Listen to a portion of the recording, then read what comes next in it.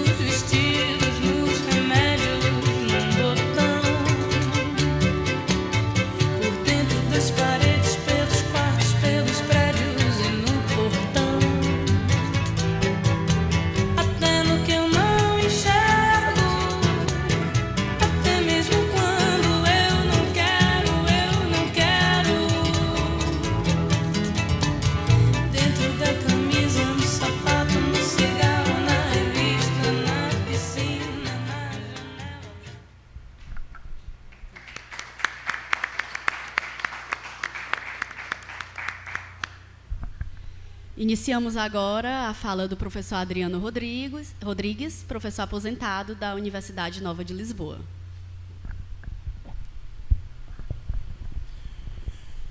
Então, bom dia a todos e a todas. É a minha primeira palavra de reconhecimento, de agradecimento ao CISECO, na pessoa do professor Fausto e de toda a equipa organizadora, por este magnífico encontro que nos proporciona anualmente. Me entende-se? E pelo ambiente que eles conseguem criar, propício à partilha, ao debate, ao confronto até de posições diferentes na amizade. E isso é muito bonito e é uma coisa que só por isso já teria valido a pena ter criado o CISECO, e também já teria valido a pena nós termos tirado o nosso tempo das nossas ocupações diárias para nos reunirmos aqui. Muito obrigado. Eu queria começar por ler-vos um pequeno texto. Provavelmente vocês conhecem muito bem, mas talvez não tenham pensado lê-lo a propósito do tema que nos reúne aqui este ano. Então, eu passo a ler. A escrita, meu caro Fedro, é muito perigosa. E nesse ponto, parecidíssima com a pintura. Pois esta, na verdade, eu estou lendo a tradução da edição que a nossa amiga Regina Alves teve a generosidade de me oferecer, da Universidade Federal do Pará. Então eu retomo a minha leitura. A escrita, meu caro Fedro, é muito perigosa e nesse ponto parecidíssima com a pintura, pois esta, em verdade, apresenta seus produtos como vivos. Se alguém lhe formula alguma pergunta, cala-se cheia de dignidade. O mesmo se passa com os escritos. és inclinado a pensar que falas com seres inteligentes. Mas se com o teu desejo de aprender alguma coisa os interpelas acerca do que eles dizem, só respondem de um único modo e sempre a mesma coisa. Uma vez definitivamente fixados na escrita, os discursos rolam daqui e dali sem o menor descrime, tanto entre os conhecedores da matéria como entre os que nada têm a ver com o assunto de que tratam, sem saberem a quem devam dirigir-se e a quem não. E no caso de serem agredidos ou desprezados injustamente, nunca prescindirão da ajuda paterna, pois por si mesmos são tão incapazes de se defenderem como de socorrer alguém. Porque é que eu começo esta minha intervenção por leitura deste texto que tem 1400 anos? Porque considero que os problemas que se põem hoje acerca das questões que nos trazem aqui são exatamente os mesmos, nem mais nem menos. O que Fedro diz aqui é tudo aquilo que nós podemos dizer dos dispositivos cibernéticos que fazem da nossa época, aparentemente, e sublinho esta palavra, uma época diferente sem o ser. E para vos fazer compreender aquilo que vos vou dizer não é nem um texto acabado, nem nada de novo. É simplesmente aquilo que eu considero uma espécie de introdução, de considerações prévias para nós começarmos finalmente a estudar a vigilância. Porque eu considero que enquanto não fizermos este trabalho primeiro de despistagem da enorme bibliografia que existe no mundo sobre este tema, ainda não começamos a fazer nada. Portanto, o que eu vou fazer é pequenas considerações provisórias e introdutórias, sobre as quais eu não tenho nenhuma certeza, mas que eu ponho à vossa consideração para eventualmente, a partir dela, fazermos o nosso néctar, o nosso caminho. E porquê é que eu começo a relacionar todas estas questões animadas que nos têm envolvido ao longo destes dias com este texto de Fedro? Porque, de facto, o que os dispositivos cibernéticos fazem é escrever de outra maneira, é continuar a utilizar aquilo que a escrita já é, desde a sua origem, um dispositivo digital. Não é verdade que hoje temos dispositivos digitais inventados no nosso tempo. A escrita é a primeira digitalização da linguagem. O que a escrita faz é inventar sinais gráficos para as distinções digitais da linguagem. Gutural, não gutural, vocálico sem som, com som sem som, labial, não labial, nasal, não nasal. Essas digitalizações são fixadas por dispositivos gráficos. A cibernética fixa-os por bytes do silício dos chips. Mas a lógica é absolutamente a mesma. E daí que me insurge contra a tendência muito generalizada nos cursos de comunicação por pensar que estamos numa época pós-escrita, pós-moderna, pós-social, etc. Não, estamos numa época que aprofunda as potencialidades que a escrita puseram nas nossas mãos ao descobrirem que a linguagem é um dispositivo que se pode digitalizar. E isso foi inventado pelos fenícios e aprofundado pelos gregos, e isso permitiu o surgimento daquilo que nós podemos chamar os dispositivos disciplinares. Isto é, os dispositivos que permitem tornar perspectivística a nossa visão do mundo. Isto é, monofocal, tal e qual como as câmaras o fazem hoje, tecnicamente.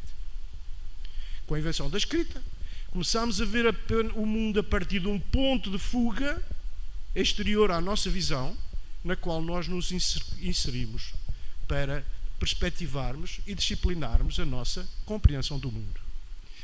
Mas o primeiro dispositivo desta digitalização e desta perspectivação é a linguagem. A linguagem tal e qual como aquela que eu estou a falar. Ao falar, eu estou a perspectivar a partir das designações que a língua põe ao meu dispor para ver umas coisas e não ver outras. Para falar de umas coisas e não ver outras. Para que a minha linguagem seja sempre relativa e não absoluta. Se inscreva numa perspectivação do mundo. Esta é a minha primeira reflexão que eu gostava de sublinhar com força. E o segundo ponto que eu gostava de sublinhar, eu não vou ler o texto, porque depois vocês vão ter o texto graças aos cuidados maravilhosos do nosso Ciseco, que publica todos os anos o texto, vão tê-los à vossa disposição. Prefiro tentar explicar por palavras minhas, ainda que talvez não tão eruditas, não tão retóricas, mas pelo menos mais coloquiais e olhando nos vossos olhos. O segundo ponto é, porquê é que a escrita tem esta característica de disciplinarização e de perspectivação da nossa experiência? Porque a escrita é um dispositivo.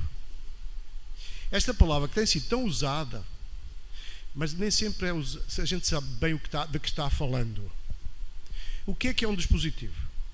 Um dispositivo é uma das modalidades dos recursos que os seres humanos têm para viverem no mundo. Isto é, da nossa natureza técnica. Isto é, do facto de nós sermos bichos que não sobreviveriam se não inventassem o seu mundo tecnicamente. E ao contrário de outras modalidades técnicas que os seres humanos inventaram desde que começaram a andar sobre duas patas, isto é, diferentemente dos utensílios, dos instrumentos e depois mais tarde da invenção das máquinas, os seres humanos sempre inventaram um outro tipo de tecnicidade que damos pelo nome de dispositivos. E o que é que caracteriza os dispositivos? Para vocês perceberem que são dispositivos, a melhor maneira é fazer-vos reparar o que é um marca-passo numa pessoa a quem os médicos implantarem um marca-passo. O marca-passo é um objeto técnico que funciona tanto melhor quanto menos ele der por isso. Quanto menos ele se aperceber que tem um marca-passo. Isto é um dispositivo. Ao contrário de uma máquina, que é uma coisa que é visível, tem uma dimensão, funciona por si, mas fora do meu corpo. Os dispositivos são objetos técnicos que funcionam incorporados no meu corpo. Isto é, no meu corpo ou na minha experiência. Eu dei o exemplo do marca-passo, podia dar dos rins artificiais, de uma perna que é posta artificial no amputado, são dispositivos. Isto é, no dia em que eles derem conta de que possuem o dispositivo, é melhor irem ao hospital para lhe porem outro, porque está a funcionar mal. Portanto, isto é um dispositivo. Ora bem, o primeiro dispositivo e o dispositivo universal de que todos os outros que foram inventados decorrem é a linguagem. A linguagem é o primeiro dispositivo técnico que constrói o nosso mundo humano. Isto é, se nós não tivéssemos linguagem, nós não teríamos um mundo onde viver. Os animais, eu costumo perguntar aos meus alunos porque é que os animais não falam. E há assim, respostas mais mirabolantes, a resposta é muito simples, porque não precisam. Os animais não falam porque não precisam. Isto é, não precisam construir o seu mundo. Eles estão enraizados num meio ambiente. Nós não temos meio ambiente. E a linguagem é o dispositivo que cria o nosso mundo. Ora bem, a partir daqui, já estão a ver que é um disparate dizer que nós construímos dispositivos digitais desde 1980 ou 1990. Não. Os seres humanos sempre criaram dispositivos e sempre descobriram que esses dispositivos estão organizados digitalmente. Desde que começaram a falar. Quando? Não me perguntem que eu não estava lá.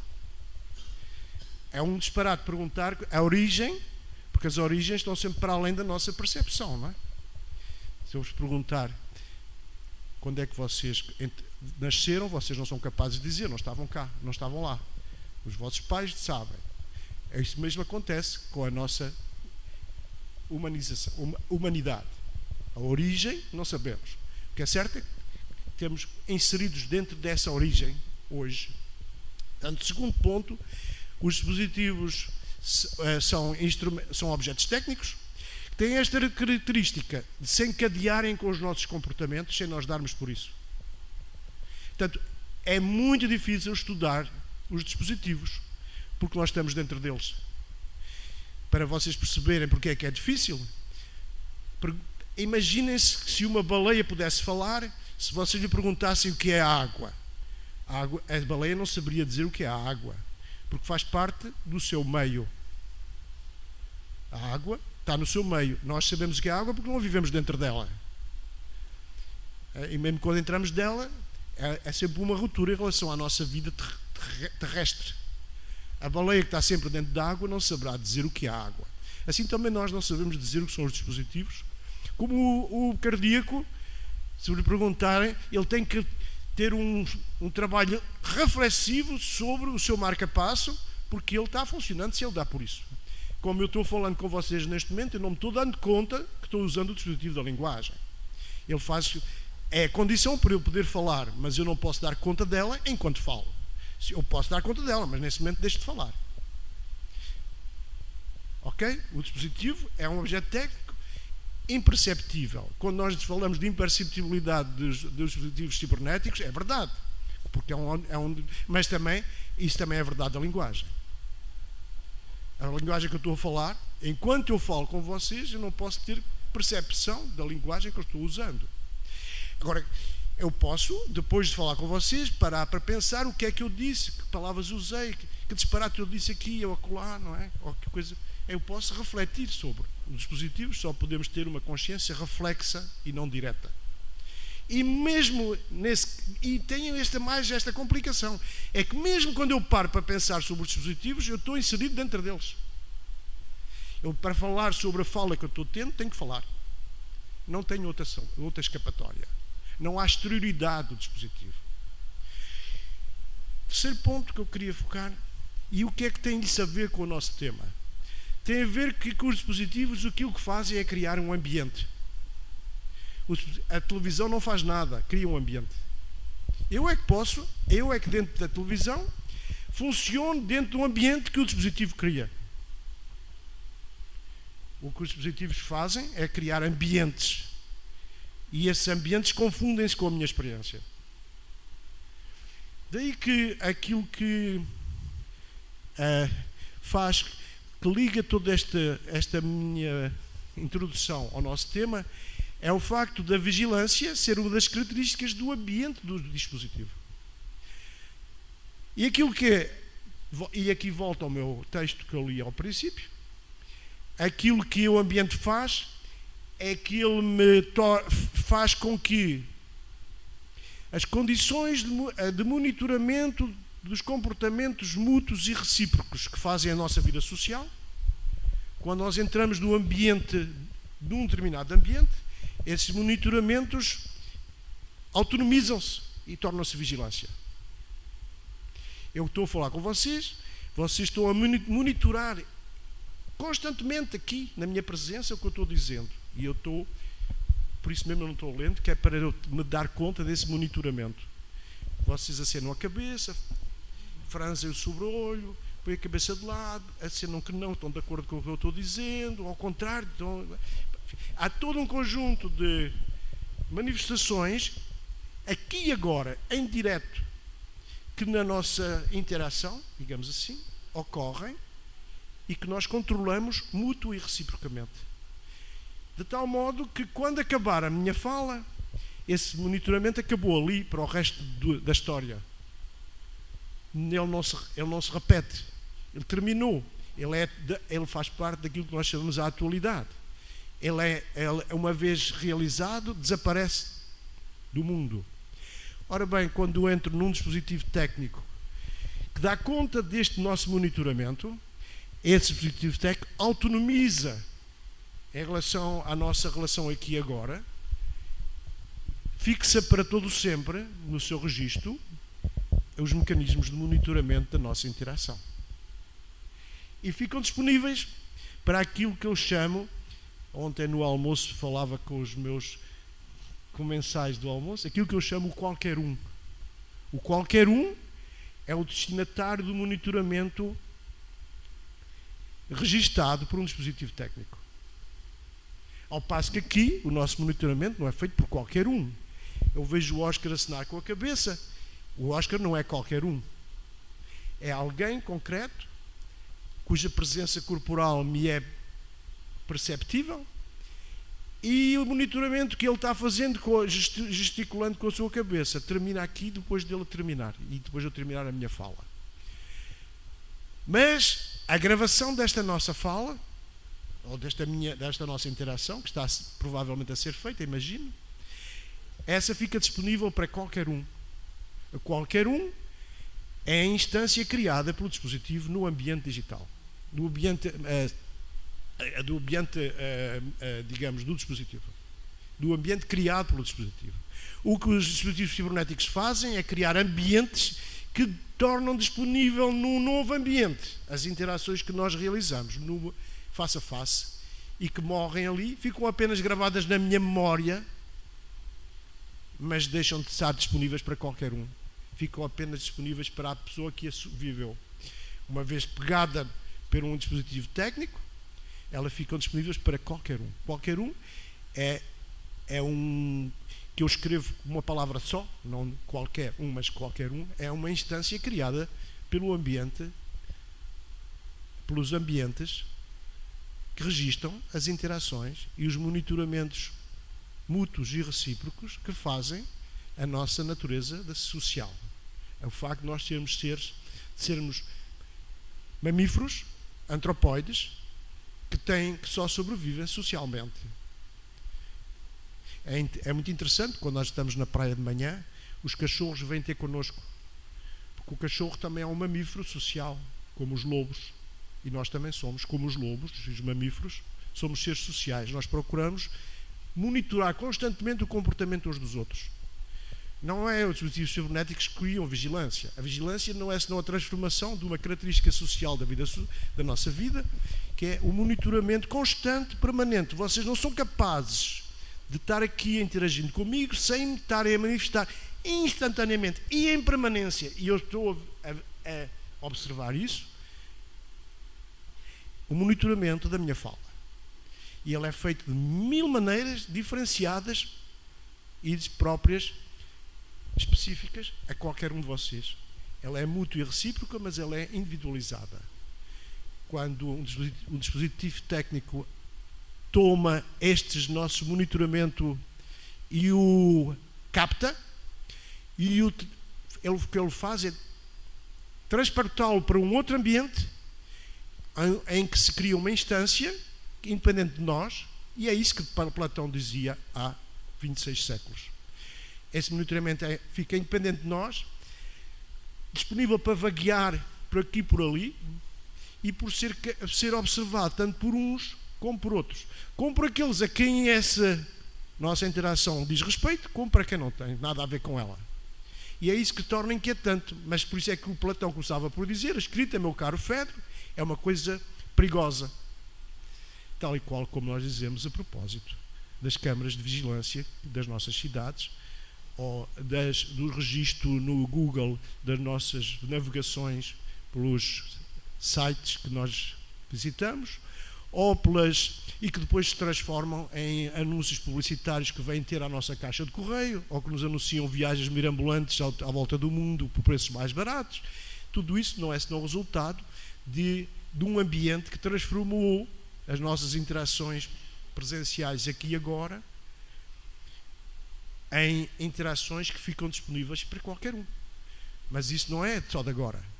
Já o Platão dizia acerca da escrita a mesma coisa. Ok? Ora bem, isto que vocês estão a ouvir são tudo considerações provisórias, introdutórias, que provavelmente estão longe daquilo. O que eu queria passar a dizer, se tivesse mais tempo, e eu tenho aqui a minha controladora preferida, que provavelmente me vai chamar à razão, se tivesse mais tempo, eu diria agora uma segunda coisa. Este tema que nós estamos a trabalhar é um tema que adquiriu uma visibilidade e uma, digamos, um enfoque, uma relevância, digamos assim, um enfoque, sobretudo a partir de 1975. E isso faz com que as centenas de obras que estão no mundo hoje dedicadas a este tema, e quando digo centenas não estou a ser exagerado, são mesmo centenas, a literatura é imensa sobre este tema, focam quase todas dois textos quase sempre no começo. Vocês pegam num livro de Cohen, por exemplo, ele começa por citar essas duas obras. Pegam em Halmer, da Nova Zelândia, uma coisa. David Lyon, que é o grande nome dos estudos da vigilância, todos eles citam duas obras. A primeira, que é considerada como fundadora desta área de pesquisa, é, como vocês sabem, já foi citado várias vezes, e na área de comunicação é abundante e exageradamente citado. E quando digo exageradamente, é porque é exageradamente. Já vos vou dizer porquê. A obra de Michel Foucault, Vigiar e Punir. Pronto, nada de novo, todos vocês sabem isso. A segunda obra que é citada é uma novela, é uma obra romanceada, que é um livro muito mais antigo, que alguém sabe qual é? Todos vocês já leram, ou pelo menos já ouviram falar, e ouvem falar regularmente na Globo e na televisão. Porque hoje foi tornada foi convertida em objeto de espetáculo. Diz, Paulo, já sabes, não é? Diz? Exatamente. O livro de George Orwell, e sabes quando é que ele foi publicado? 1949. Pronto. Estas são as duas obras mais citadas, que são consideradas como obras, referências originárias da reflexão sobre a vigilância no nosso tempo.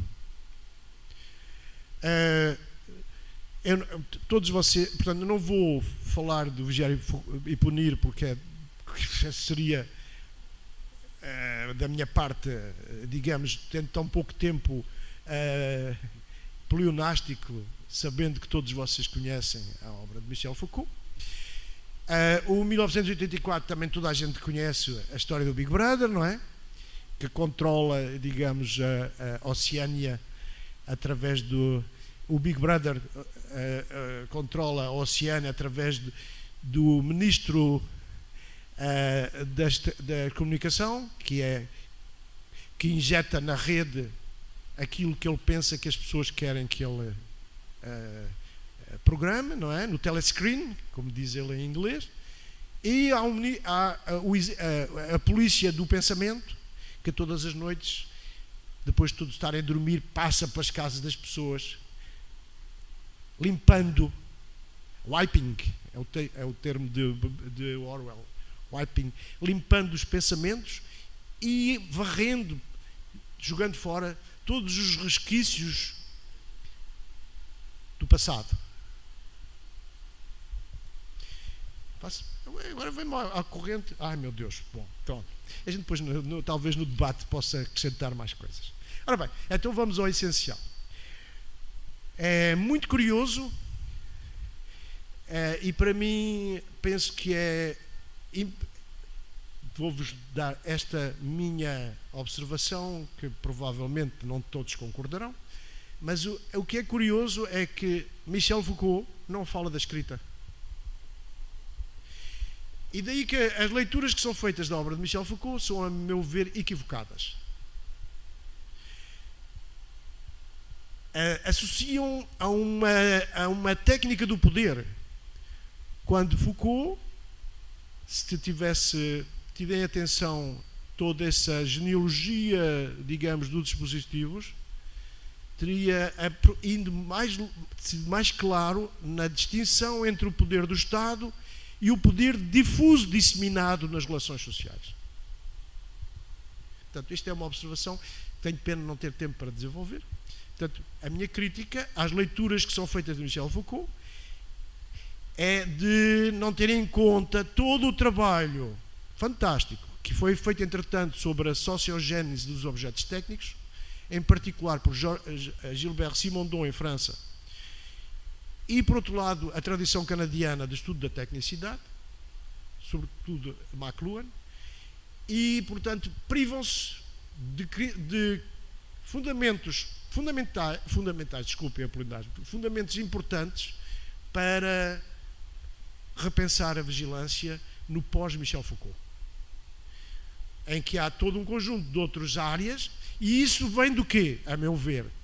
Do fechamento que nós temos tendência a fazer nas nossas universidades, de só pensarmos a partir do nosso umbigo, do nosso território, e de nos privarmos dos contributos que a economia política, a filosofia do direito, os estudos da linguagem, a filosofia da linguagem em particular, e os estudos sobre a sociogênese, a filosofia da técnica, a partir dos anos 70, puseram ao nosso dispor para repensar este problema da vigilância.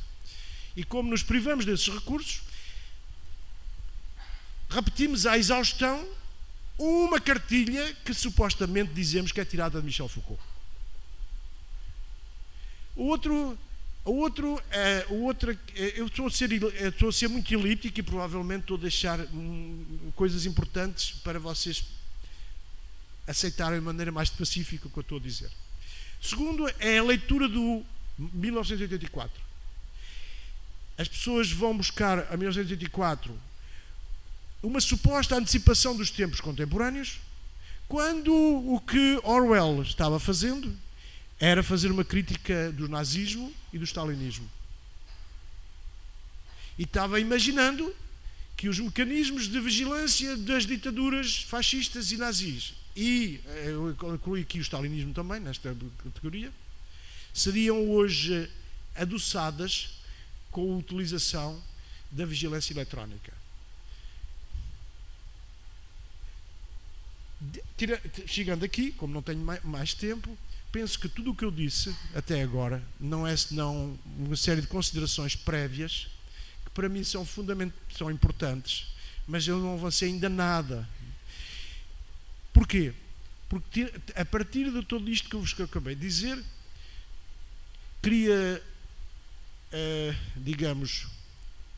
afirmar com força que aquilo que eu penso é que não adianta nada os estudos de reflexão académica da área da comunicação sobre a vigilância. A única coisa que conta é abrirmos os olhos para observar como as pessoas, na sua experiência da sua vida cotidiana, contornam, apropriam, deslocam a lógica dos dispositivos na sua experiência pessoal, como o fizeram com a escrita, como o fizeram com a imprensa e como o fizeram com todos os dispositivos ao longo da história da humanidade. Provavelmente os primeiros homens que começaram a falar puseram-se exatamente os mesmos problemas com que nos expomos hoje, e eles souberam até chegarmos, a humanidade chegou até nós, gerenciando as ambivalências e as contradições que esses dispositivos comportam inevitavelmente, como qualquer experiência humana. Sobre este ponto, que pode ser visto como crítico, pode ser visto como otimista, conforme o vosso ponto de vista, eu deixo agora o espaço para nós conversarmos e dialogarmos com os vossos problemas, as vossas questões. Muito obrigado.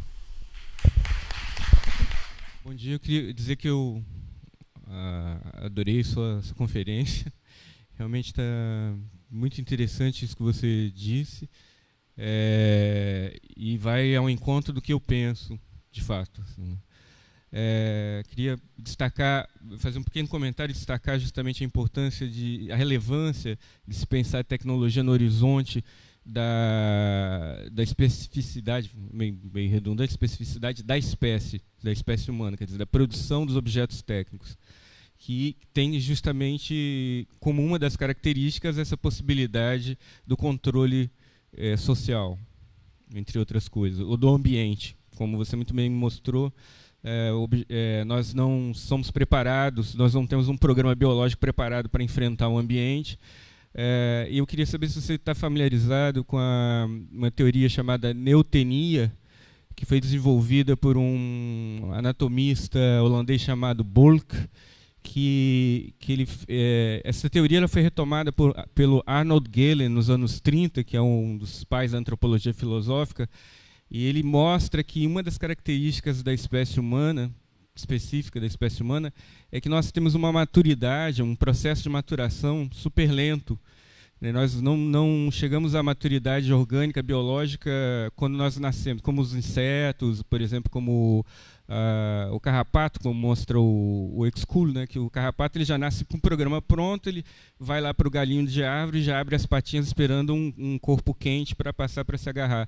Nós nascemos como fetos despreparados para enfrentar o mundo, e é a cultura e a linguagem que vai dar essa possibilidade de criar um nicho como um nicho protetor, né, do ambiente. Ou seja, nós inventamos um ambiente no qual nós nos construímos o nosso ambiente, de fato, com a linguagem, com a cultura, enfim, os objetos técnicos. E nesse sentido, então essa primeira questão, se você está familiarizado com se você conhecia essa teoria da neotenia, que dá uma explicação biológica por que nós inventamos os objetos técnicos, por que nós criamos, mas qual a razão, a ligação entre espécie e invenção da cultura, essa especificidade aí da biológica que nós temos. E a outra era quando você falou do dispositivo, e que o dispositivo cria um mundo, né? Nós fruímos desse mundo sem nos percebermos, sem conseguindo perceber que esse mundo nos está sendo fornecido ou permitido enfim, disponibilizado pelo dispositivo. Eu não sei se eu entendi direito, mas aquele que cria o dispositivo ou que tem a obrigação de administrar o dispositivo, por exemplo, no caso do marca-passo, como você disse, né? Apesar de ser é um dispositivo, mas ele também é uma máquina, e essa é uma máquina que funciona num automatismo, né? Ela é automática, não tem ninguém operando a máquina ali no momento que ela está funcionando, mas tem alguém que tem que cuidar da máquina, tem que administrar a máquina, ela tem que trocar a bateria, e qualquer dispositivo tem que ter um administrador de alguma maneira, alguém que conheça o dispositivo, o funcionamento do dispositivo. Por exemplo, no caso da linguagem, como você falou, os administradores seriam os gramáticos, os linguistas, enfim, os teóricos da linguagem. Tem sempre alguém que é dotado de um saber, e aí também entra a questão disciplinar, né? Dotado de um saber, e esse saber é que vai determinar o tipo de dispositivo e a utilização do dispositivo, como ele vai ser utilizado. O Walter pôs duas questões mas estão ligadas uma à outra. Eu não falei da neotenia porque eu não tive tempo. No texto vai vir uma parte sobre esse aspecto, para especificar melhor aquilo que, digamos, coloquialmente eu apresentei. De facto,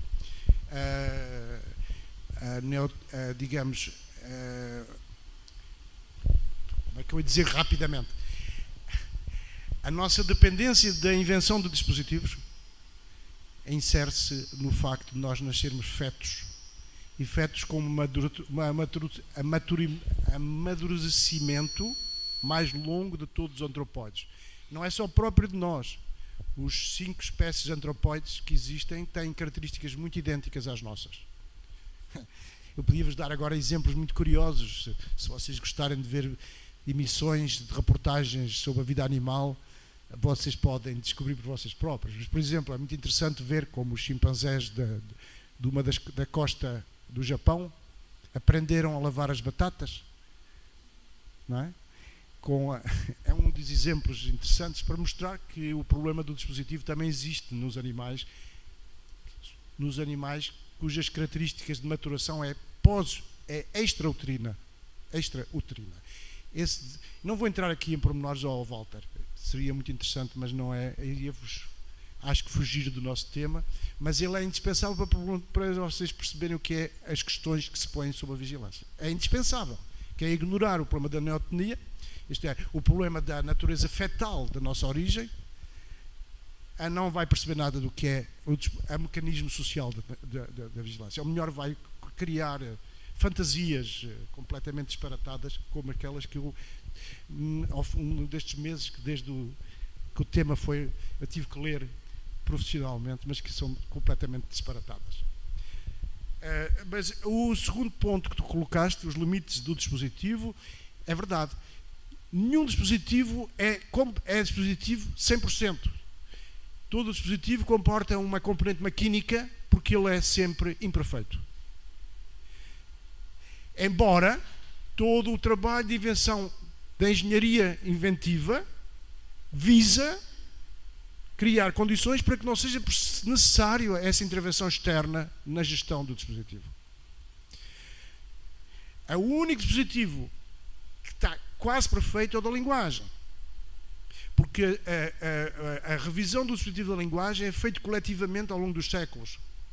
Não é feito pelos gramáticos, nem pelos investigadores, nem pelos cientistas. Os cientistas não contam nada para aí. É feito pelo povo, pelas pessoas na sua prática cotidiana, que vão revisando o léxico, a gramática, vão fazendo as alterações, readaptando o dispositivo da linguagem ao longo dos séculos. Todos os outros dispositivos, essa intervenção, como tu chamaste, de reparação, de pôr a pilha, etc., mostra que não são dispositivos completos. Daí que, cada vez mais, os computadores têm graus de autonomia maior. Esse aumento do grau de autonomia do dispositivo dá conta dos progressos técnicos, daquilo que o Simondon chama a sociogênese técnica, que caracteriza a evolução da tecnologia humana. Portanto, os limites... O barco capaz precisa que mude a pilha cada vez menos. Mas ainda precisa porque não é completamente dispositivo. Essa é a minha resposta à tua observação, Walter, que é excelente, mas que nos levaria para um seminário diferente, não é?